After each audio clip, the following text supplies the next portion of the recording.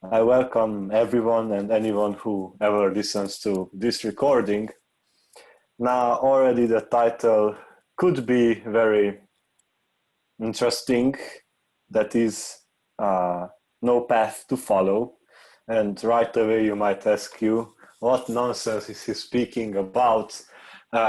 Before this, he's been speaking about following the path to liberation, to Bliss, to Satchitananda, and right now he says, "You follow no path now. What does that supposed to mean?" And this is a very you ask this question on the right basis, because you have to define what is the path. What do we mean by the path, and why is that right now we speak about not following the path? Now, ultimately, what the path means is the way out of suffering, and this is the same for any school of thought who put their liberation as the highest goal. So anyone, whether it be Vedanta or other, they always want to get liberated, because we understood that that is the highest goal. As here, whatever you might interact with, whatever you might do, in a way or another way, it will limit you unless you realize the ultimate. We many times say it like that. And we also understood that no matter how great jhanas or samadhis you take, those are momentary experiences and don't lead to mukti, which is release from suffering. So what would be this highest goal? If we define that, we can define what this path is. Now, we said that the path leading out of suffering. Now, we should define with a Zen way, so to say at least, what is it to suffer? Yes, we know that greed, hatred, delusion, desires are the root cause of suffering. But if we want to be very poetic and with a lion's roar, we might as well say that to seek is to suffer. Now, if you look at this statement, to seek is to suffer, we truly see that to seek, well, normally it is either greed when you seek, hatred. Can it be hatred to seek? Well, you might seek revenge and such things, so it also goes there. And fundamentally, to seek liberation is also to suffer, because there is the continuous oppression by the rise and fall of phenomena, and even the desire of wanting to get liberated is rise and fall, in the sense that, well, it's not always there, and those who are liberated don't seek liberation, and those who are not, we might as well assume that are not because of trying to seek anything out of it. When we come to the conclusion that if to seek is to suffer, then not to seek is freedom. What does it mean, not to seek? Well, I would say, logically, no greed, no hatred, no delusion, as we saw before, but simply it means complete detachment. Where there is the mind, there is the word, but neither of them try to give existence to the other one. What does that mean? It means that there is the mind, but imperfect, so to say, in the signless element or in the void, Sunyata. It doesn't give rise to the word because it has gone beyond. Whereas the word doesn't give rise to the mind, it simply means that no resultant type of karma, for example, can bring the mind or the released consciousness back to the six senses and their fermentation. So this is what it means, that the mind and the word don't give rise to each other in the void or in the signless. So the path is towards not suffering.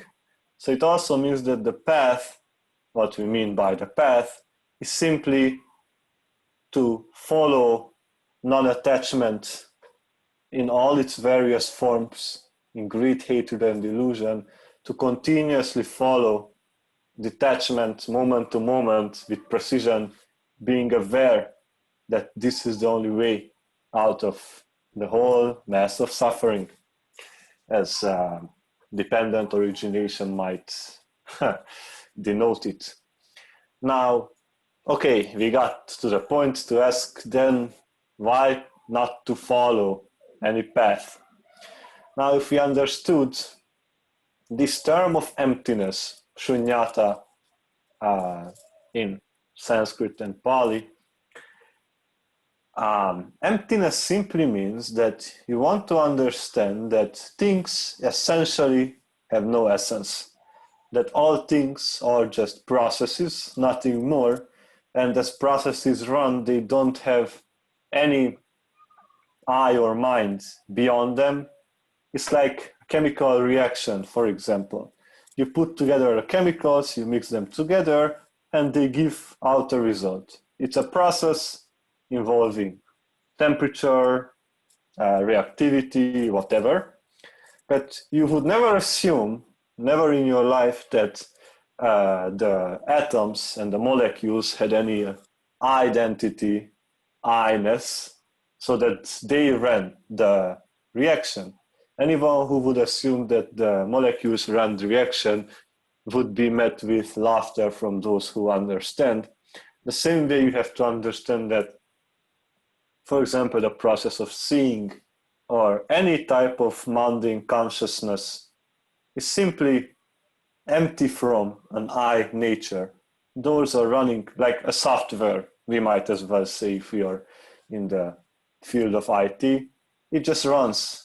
It has data and information from the outside, from the inside, so to say the 5 aggregates, and then it runs. It continuously runs. And this is what we want to understand in the first place, that all things are like this. There is no exception out of these things. Everything just runs as a process, whether it be the pleasure from eating or thinking about identities. All of them are just processes running. There is nothing beyond them that could be regarded the self of the process. So this is what we mean by Sunyata, emptiness, devoid of any quality, any primordial soul or self in anything. And now, if I say that you do not follow any path, it is from the standpoint of emptiness. Once the mind touches, even for a moment, at least for a moment, this void, this emptiness, right away it is called in a way cessation, because in emptiness truly nothing stays, none of the 6 senses perform anymore their duty, because they had been transcended. They are now in emptiness, which means that perception is on the void. Simply everything becomes, we should say, cessation. And from this point of void, if one looks back to the path or to anything that one did before, say a pleasure or anything, one will see that ultimately the reason for suffering was that voidness had not been realized. And then also looking back at the path, that now I follow this path to end up where I am. If the goal is emptiness, then the path itself cannot be something else, because if the path leads you to the goal, and the goal is voidness, emptiness, voidness is the same thing, then also the path itself is the same thing. It is just that at the very beginning of the journey, so to say, the very beginning of, so to say, self-realization, all the different paths, whether it be Buddha Dharma, Advaita Vedanta, or any other, they seem to be very particular, because at the very beginning of being a disciple, for example, all disciples, even within a monastery, have different types of practices for the sake of understanding. So, for example, as we know that there are different temperaments within beings, and here we don't really speak about temperaments in what psychology means by temperaments. It is the understanding of what kind of attitudes people take towards this path. So just an example, one who is intellectual will have absolutely different meditation objects than one who is lustful or one who is hateful. And therefore, at the very beginning, when these minds are very gross, they are not very refined and purified, different approaches are taken. And this happens also in the 4 types of yoga: karma yoga, kriya yoga, bhakti yoga, and jnana yoga. Those are so particular at the very beginning because a jnana yogi will just put everything into categories, to contemplate the nature of reality, whereas a bhakti yogi will devote oneself with every action. They see the same essential emptiness in nature, where what they see is their chosen deity in all forms, but naturally it will transform into dissolution, into cessation. But at the very beginning, those are very particular forms of practice because of the different types of temperaments, for example. So at the beginning, the path seems everything but empty, because there are so many things that, for example, a karma yogi has to contemplate, or right action or wrong action, and the mind is very disturbed at the beginning when all these different concepts and experiences are spoken of and experienced and expressed. There is a lot of, so to say, disturbance, and therefore the path at the very beginning is not so clear.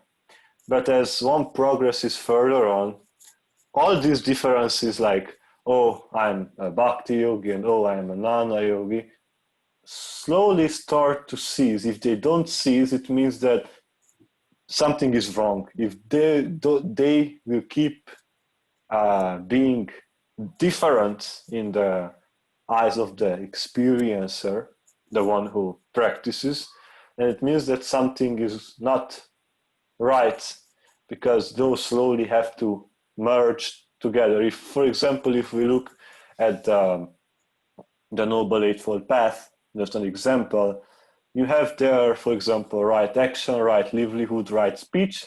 This very much goes into the field of karma yoga. What is right action? How should one perform right action? And then if you look at, for example, right concentration, right mindfulness, those are already jnana yoga practices, so to say, because those are directly towards the experience, towards the nature of reality, so to say. So there's a variety of things that one can do, but fundamentally they all have a junction point when everything becomes so crystal clear that one has gotten to the basis of all things, namely this void, and from there one can understand just almost anything because of the purity of the mind. So therefore, at the end of the day, everything boils down to this. Therefore, if 2 different monks, yogis, get to meet and they start to share experience, now the only thing that might differ is the way they use their work. So one, they might say nirvikalpa samadhi, or another one might say ultimate bliss. So the way, the words they use might be different, but not that of the reality, the experience of it. So there is a common, so to say, denominator. They have arrived to the same spot.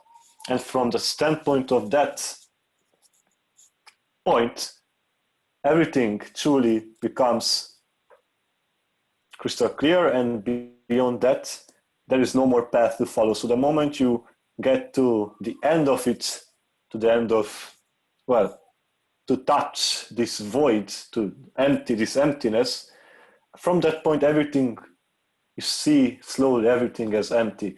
At the beginning, you might not see, for example, one who has abandoned the first three feathers, for example, clearly sees the emptiness of identity, for example, that really there is no such a thing.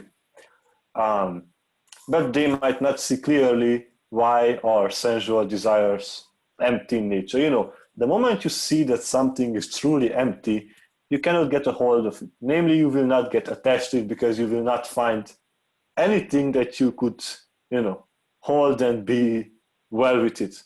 Because the moment, for example, you see sensual desires, you know, lust for food or any other lust, as empty in nature, namely that these are just passing moments, they are like empty shells. At that moment, you cannot even get attached to it because there is nothing in there that you could get attached to. This is why, you know, the void emancipation is truly very important. Of course, the silence and the desireless, because these are the three ways of realization. And these are very similar. In fact, any of those include the other two. So those are really not different. So this is why emptiness is very important, because the moment you see emptiness in something, you are no longer attached to it, you no longer cling to it, you no longer crave to it, you no longer create contact with it, because for you it ceases to be. So there is no more suffering from that point on. And this is how we say no path to follow, because all along the path was emptiness, void.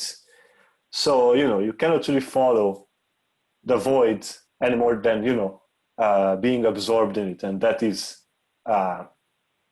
what we speak about. Now, another way to look at this statement, no path to follow, comes from the following understanding. One might very clearly see that whenever a being starts to follow a path, not all the time, but most of the time, there is, if not identity in it, many times there is conceit, namely, I follow this path and this path is superior. Many times, especially at the beginning of, you know, trying to squeeze water out of the rocks, one might encounter such thoughts within oneself and within others. Now, obviously, it comes from conceit. One is above the other, another one is below. Now, well, in a disciple, it might arise, but if they have a very dedicated teacher and one who understands, slowly it will pass, because understanding Sunyata, nobody is above, nobody is below, nobody is equal, because nobody is anybody, so to say. Whereas, whenever we say that we follow something, normally we refer to a being, because, you know, all philosophies and all teachings boil down to a certain being that created or, you know, made it known. Now, I want you to understand the following statement. It is said that an enlightened being, you know, because normally whenever people follow something, it is the teaching of a more enlightened being or an absolutely enlightened being. And it is said that an enlightened being's existence is already untraceable. Now, what does this untraceable mean with respect to voidness? Now, I would say, just try to imagine a state, well, namely void is not even a state, but how else could you describe it? A state where there is no sign of any phenomenon, no sign of materiality, of feeling, of perception, of jumping experiences, of opinions. Everything is gone. This is void. And imagine that a being has released its mind into this void. They have absorbed themselves in the void. So as there is no sign of materiality, there is not even the sign of the mind, because finally, as we said at the very beginning, they seek no more, so the mind doesn't give rise to the word, and the word doesn't give rise to the mind, so there's complete bliss. And in this voidness, there is no sign of the mind, because it is absorbed, it is dissolved, everything ceases to be. So at that moment, you cannot trace where they are. You cannot drag their minds and bring it back to the normal world, because that's the whole point of the void, that there is nothing that could be touched or moved or here and there. As the Buddha says, no here, no there, no in between, no sun, no moon, no darkness, no light, namely voidness, where everything is just over, a safe spot at last. And this is why it is said that an enlightened being is already untraceable right now. I mean, right now when they teach, let alone when they leave the body, then, there's not even any aggregate that could be traced. Let's say there is an enlightened being, yes, you might trace where their body is, but that's the most that you could do, because they have gone beyond. But the Tathagata, it is a word that is used for some Buddhas. Tathagata means well gone beyond. So this is what well gone beyond means, that they are already not traceable by, so to say, Maya, by illusion, by delusion in this world. So no delusion can trace it, and no one can trace it by trying to find delusion. And therefore, if you say that you follow an enlightened being, it is not correct in the sense that you can actually follow an enlightened being, because they are already beyond everything. What you follow is the teaching, and this is the point, that here we get to another junction point, another in the sense that in this analysis. And this junction point is to realize that you cannot grasp, you cannot touch an untraceable being. What you can touch is their teaching. And whenever you say that I follow this and that, you follow the teaching and not the teacher. Why? Because the teacher anyway is, well, of course, untraceable, but beyond that, their life is also impermanent. So at some point they will anyway leave human existence, or on whatever plane you might be in. Anyway, any being will pass away. It is a matter of time.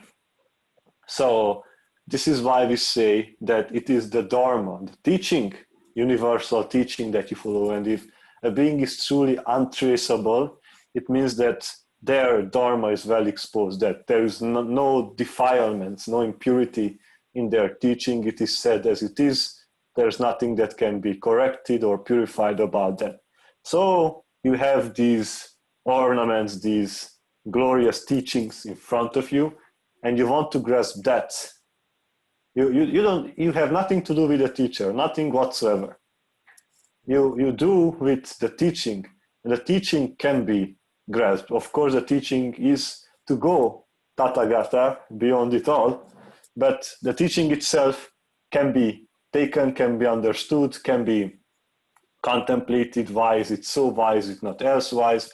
So, for example, the Dharma of the 10 feathers, we saw in previous videos that it's very logical. You can grasp it, you can take it, you can understand how it came to be. All these things you can do. So it is in fact the Dharma, the teaching, that you want to completely master and analyze.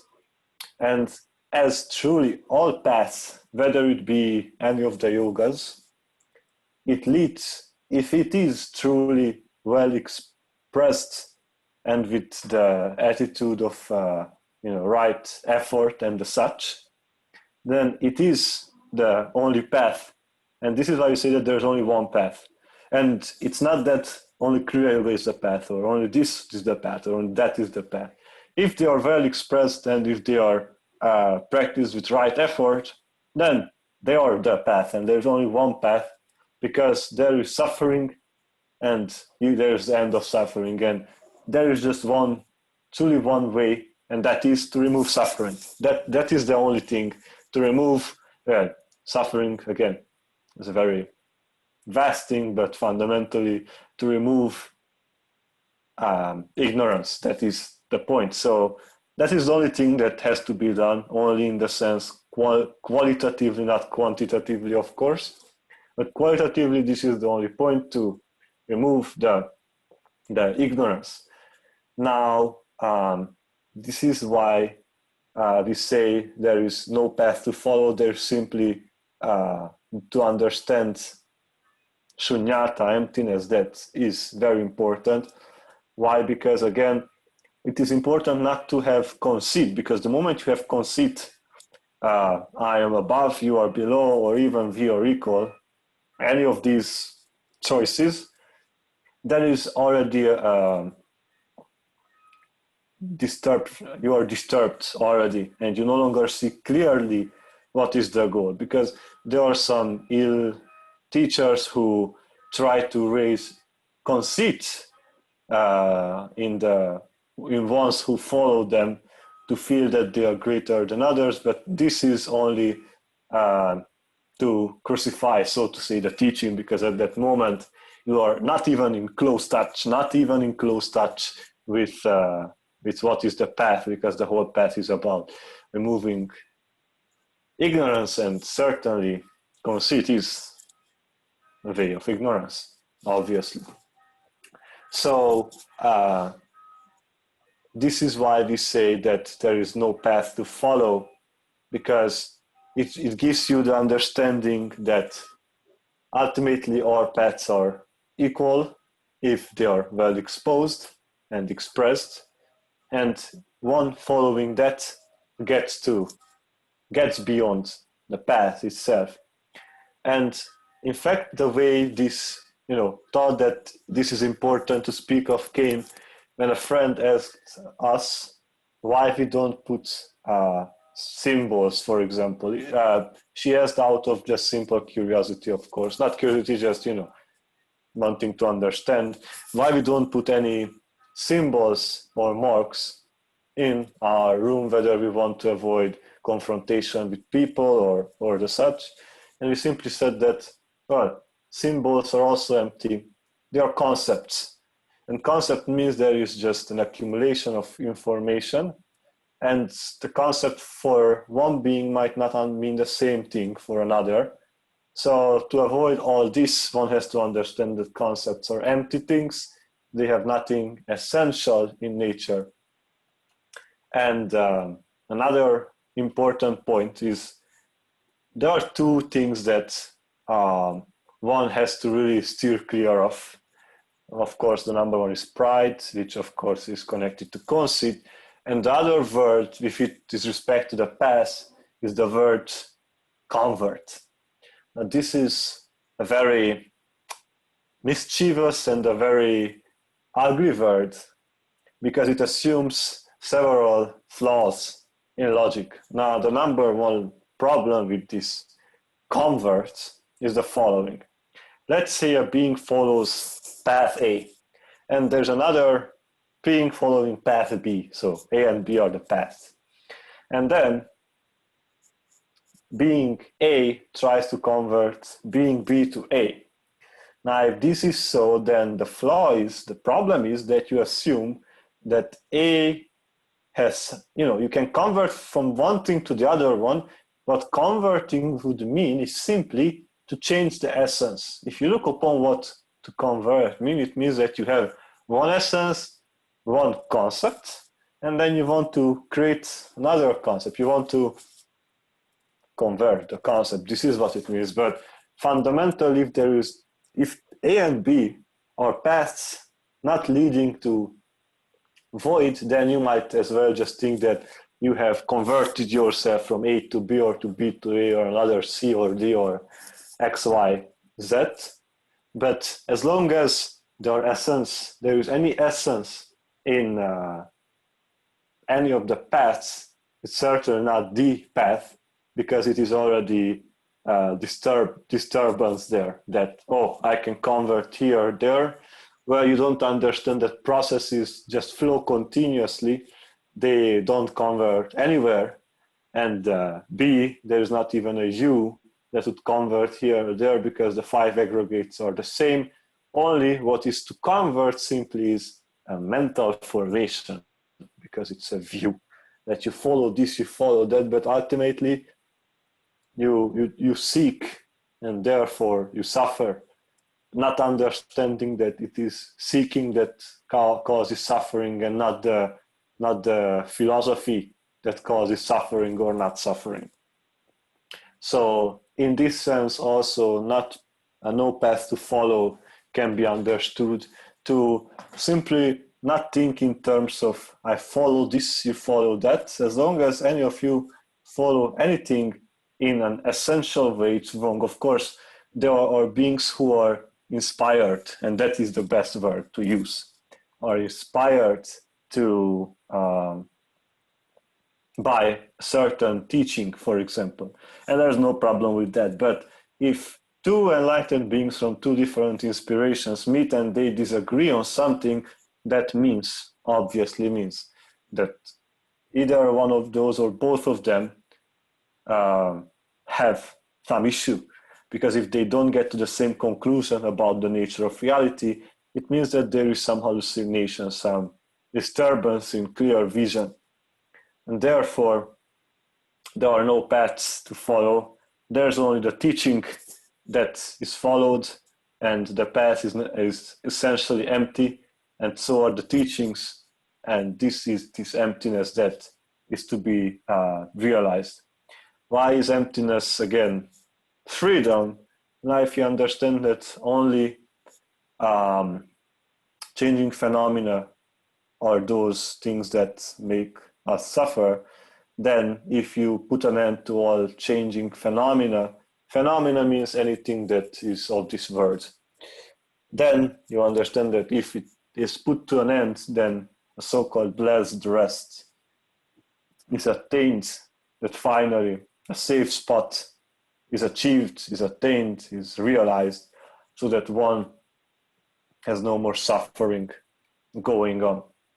So this was the theory part of what we wanted to express. Now, if there are any questions from the part of those who are present here with me, then please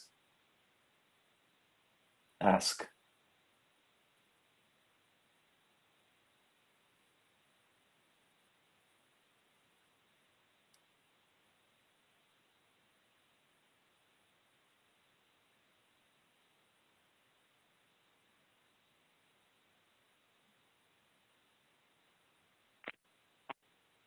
This is Ma B.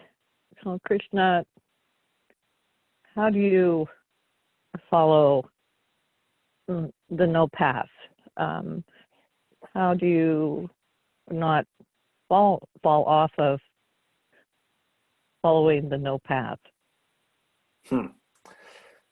Yes, so as again we said, there is of course the path, but the path naturally is empty of any nature, and this is why it's liberating, because it ends up in the end of all conditioned phenomena. Now, how you don't fall off this path? Well, the very easy way to say this is the Noble Eightfold Path, because what's in the Noble Eightfold Path is truly all things that are really needed in order to continuously be present on the path, to know where it goes. Well, for example, right view, right effort, right speech, right mindfulness, right concentration. So you simply don't fall off the path if you understand that all things are truly, this is by contemplation of no self. If you understand to the contemplation of no self that this is, and of course there is also the contemplation of impermanence and suffering, but right now particularly I take the no self as it ends up in Sunyata, the void emancipation of Nirvana, then by this understanding of there are no beings truly, the moment you attain to right view about the nature of things, you cannot simply follow. And this right view is the very important point. That the moment right view, for example, the abandoning of the first three feathers, or to be understood as right view, then when it is born, naturally, there is no more tendency within the being to fall off the path. If the first three feathers are not abandoned, namely identity view, doubt, and having the view that rituals lead to any liberation. Now, if these are not abandoned, just surpassed, then the problem is that there is still a latent tendency to move towards falling off the path. In fact, many beings fall off the path and mostly the reason for which they fall is either sensual desire or conceit. These are many times the most powerful factors through which a being falls off the path by obviously not having right view, that is the basis. But the moment you don't have right view, namely simply the fact that you still think in identities, even if you find a right teacher that could speak of the right teaching, still you will find identities in it. For a moment you are well with it because you're satisfied with what you hear, but because identities are never satisfied because it's based on greed, obviously you're never satisfied, you will jump on because you will find no more satisfaction. This is how naturally you fall off the path. And why I said it is normally based on conceit that one falls off the path is because, yes, there's identity, but it's not the identity that creates the breakage. It is when you think that there is a superior path or inferior path to this one, and then you want to go for a superior, of course, and then out of conceit, you will be proud that you have attained to a higher path, only to not get satisfaction from that either, and then you jump from path to path to path, and in fact you have not moved an inch in terms of realization. Another one is sensual desire. If there is no, of course, if there's right view, there still might be sensual desire. That's okay, only that it's not so powerful to lead you off the path. But if there's no right view about things and one has very powerful sensual desire, what does the path ask you to do? Well, the path doesn't ask you anything to do, but anyone who wants you to be on the path will ask you and tell you that sensual desires are just a toy game with which this world bewitches you, and then you keep running and you think that you enjoy the world, but in fact the world just enjoys you. So, anyone who wants you to not suffer, who care about you more than about anything else, will tell you that sensual desires are truly disturbing, and you will not have a clear vision. Because the moment you are asked to weaken and to understand the nature of sensual desires, people say, why should I? It feels good. So why should I abandon good things? And then the answer is that even greed can arise. There is greed with joyful feeling.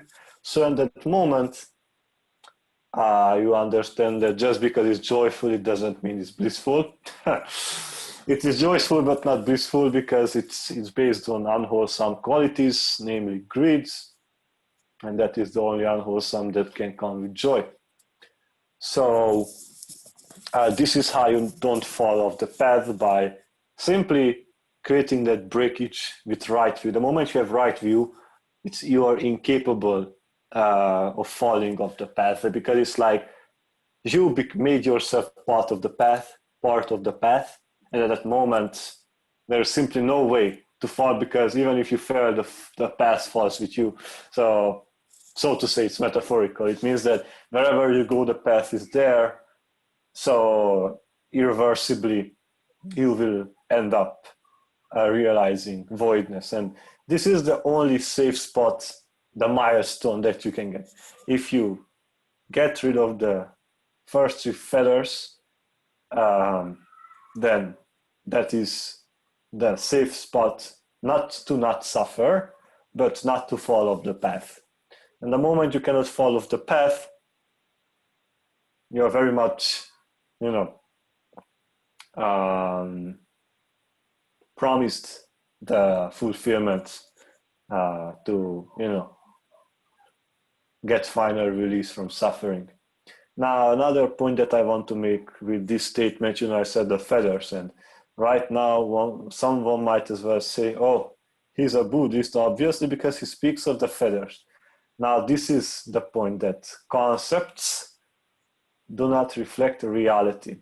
For example, in the previous video, we proved the list of feathers with just discernment and logic. So if it can be realized by discernment and logic, it certainly is not any ism that you could think of.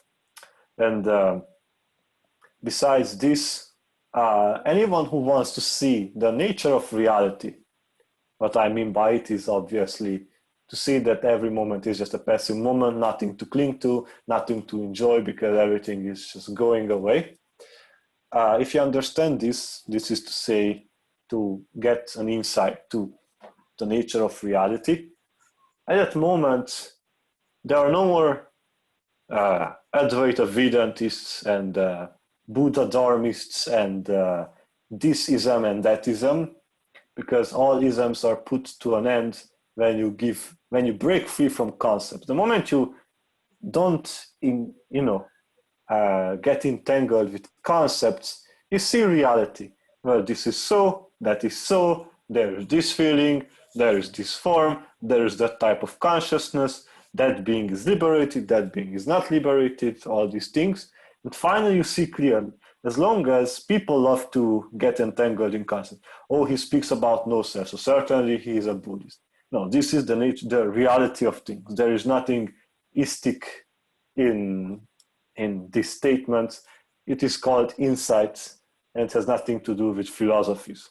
It has to do with inner experience, inner understanding. And just because people can call it ism and that ism and this ism, it simply shows that they have no clue about the nature of the path. So if this answer satisfied the question.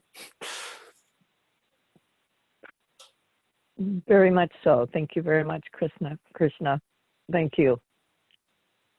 You give some really good examples. If there Earlier, when you were speaking, I liked what you said about you can't squeeze water out of a rock. I'm going to remember that one for a long time.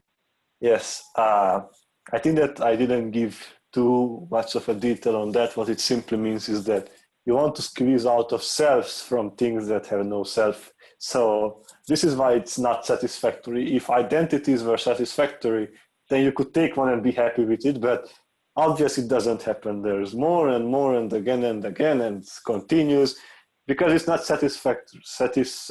There's no satisfaction, because as normally they say, things rise and fall. And because there's an oppression of identities with rise and fall, there's continuous suffering. Because you still try to squeeze self out of no self, you will just hallucinate things, and you will not see the nature of reality. Therefore, there is no liberation, because as long as you enjoy the word, it means that you don't understand that the word enjoys you, and that's it. So that is what we meant by squeezing water out of the rocks. Yes.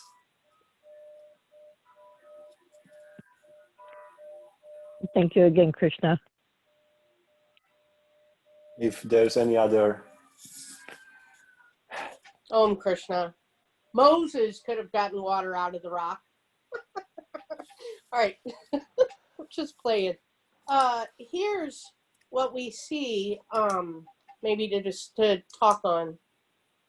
So this voidness, this emptiness, we can just hear other forms, other formations saying, what's the point of that? Like, I might as well be dead. Void and emptiness? What kind of life is that? So if you would speak on that, please. Not that we feel that way, because we do not, but we could hear others say that in response. And then also to describe or explain as best as possible the void and the emptiness, so they can understand what the ultimate goal is. Thank you. Okay, it's a very good question. So, what is the difference between one having absorbed oneself in voidness and a dead body? So, okay, this is a very fair question. Now, the point is that one absorbed in void. So again, what is void? You might better understand maybe the word sign less, without a sign of materiality, without a sign of formations. What is formation? So whatever is accumulation, memory accumulation, feeling of accumulation, form accumulation, experience accumulation, these are all formations. Formation can be understood as the word, this word, with its jhanas, with its materiality, with its suffering, with its all experience. This is in general called formation. Now, if you ask what kind of life would it be to, be absorbed and realize this cessation to voidness, well, then we say that it is a life without suffering. And the answer is also that all beings, accepting it or not accepting it, but fundamentally they want to not suffer, because why else would you try to squeeze water out of the rocks if not to find satisfaction? And if there is such an obsession with satisfaction, then why not go for the ultimate satisfaction? And you might as well say, well, because I'm satisfied with what I have. If you were, then you wouldn't bother going for another round, but you do, so obviously it's not satisfied. Well, the difference between death and voidness is very different, because any fool can die, but no fool can enter voidness, because death happens naturally. You don't have to do any single thing. You can make it come even earlier if that is your desire. Not that it's fruitful for you, but resultant consciousnesses sometimes make people do this. So death is something very natural, and beings keep dying and coming back, and this coming back happens because of this clinging, because this process of life here, like it made itself like a magnet, bring itself back because it wants to experience this, and then they come back. So because they're still clinging and craving, they create these these desires to want to experience again your family. Even those beings who say, oh, there is no reincarnation, well, the moment you think that you will end up in another world, even if you think it's heaven, you were in this body and you assume that you will be another body, so you reincarnated because there is a new body that you took. It's very simple. So at that moment, you see there is no satisfaction, because if you were satisfied with your life, then you would no longer, if there were truly ultimate satisfaction, Satchitananda realized, at that moment, you wouldn't care to come and go and stay in between, because this is what happens, because people want to keep experiencing. And then this is called sensual desire, fine material rebirth desire, and immaterial rebirth desire. So this keeps going. And just by death, it doesn't go away, because the clinging and the craving is still embedded in the mind. So it will go wherever it desires to go. Whereas in void, there's no coming, no going, no this, no that, no happiness, no suffering. And you have to understand that even happiness is suffering because it's momentary. So if you want to find happiness beyond moments, you have to go for something unchanging. Because if you find happiness in a changing thing, then you have just signed your own suffering. If you want to find ultimate happiness or ananda, then you have to find something which is beyond change.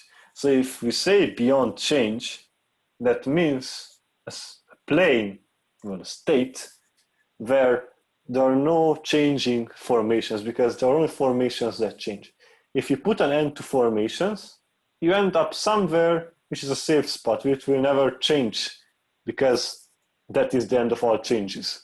And then there you can find the ultimate happiness, ultimate freedom, because there are no more conditions.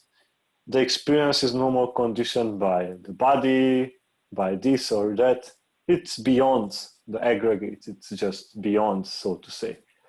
And that is the difference between a simple dead body and one who has attained to Sunyata, that they are very much satisfied. They are beyond even satisfaction, where a simple death gives little satisfaction, even looking at the simple fact that there is so much lamentation and sorrow when one is about to die. So certainly there is no satisfaction in that. And if you ask any being, they will say the same, who don't have mental perversions, they will say the same thing. So, and again, the reason for which it is important to go for this is because here at last you can find peace. Now, in fact, the 10 inside knowledges will show you very clearly why is that the goal and not add anything. Now I will give a little description with an example. You find satisfaction in sensual things. This will be the example. But you understand that it comes and goes, it comes and goes, it's here, it's there, it jumps, it uses you up. So you see that it rises and falls, that you never can eat the same thing twice, that no moment you can experience twice. That moment is dead, so are you with that moment, so that's it. And then you realize that, well, things that come and go, when they go, they dissolve. For me, they don't exist. Even, let's say that you're obsessed with a person. At that moment, let's say that you are like in a love partnership. And then they come and go, and when they are gone, in any sense, then there is a dissolution of that formation for you at least, and you can only think of them. So at that moment, they dissolve, you see that they will never again be the same. And then you realize, oh, well, if I enjoy my senses so much and they dissolve every moment, then it's so fearful, because it's like being in a burning house. We keep giving this example with a burning house. Okay, so you're in a burning house, you see how the flames rise and fall, you see that they sometimes dissolve in order to come out somewhere else. And then at some point you realize, well, it's fearful, it's terrorizing to sit in a burning house. So finally you got to the point to see that, okay, my senses will lead me to fearful experiences, because everything just dissolves around me. Every moment, everything dissolves. And then you see that, well, it's dangerous to sit in a burning house. And then you go and you say, I don't care about this burning house. I no longer find enjoyments in this burning house, because even if my peace is momentary, let's say you find under the table a spot where there is no fire, slowly, surely there will be another flame that burns you. So you become dispassionate about this burning house. Furthermore, you also say, oh, I must get rid of this. I want to get free from this now. To get to this point that you want to get free from, to weaken greed, you have to see this fear and danger. As long as you don't see how fearful and dangerous these formations are, you will not do anything.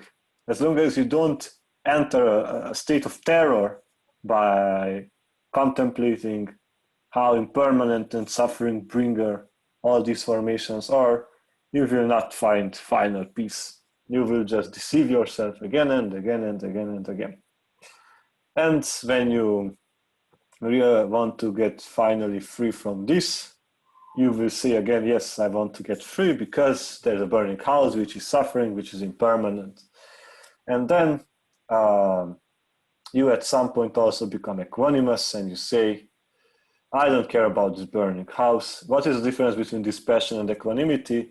In dispassion, you do not necessarily see clearly. You see how suffering it is, how painful, how impermanent it is. In equanimity, you are no longer heartbroken to see this. You see everything for what it is.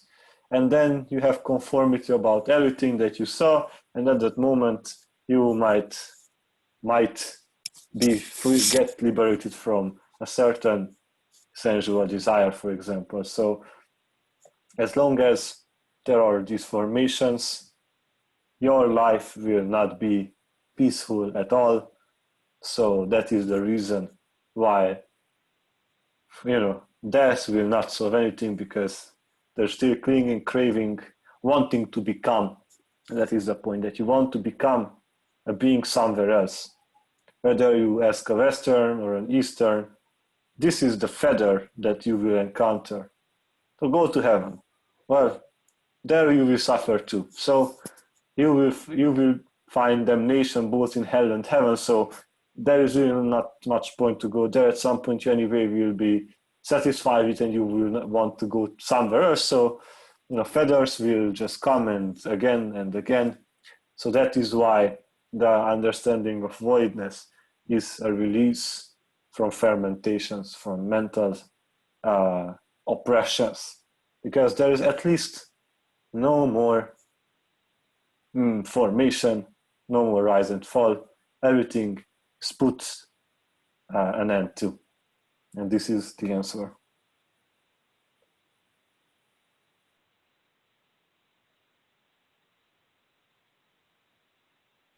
Very well. Thank you. Does anyone else have anything they'd like to ask or say, please?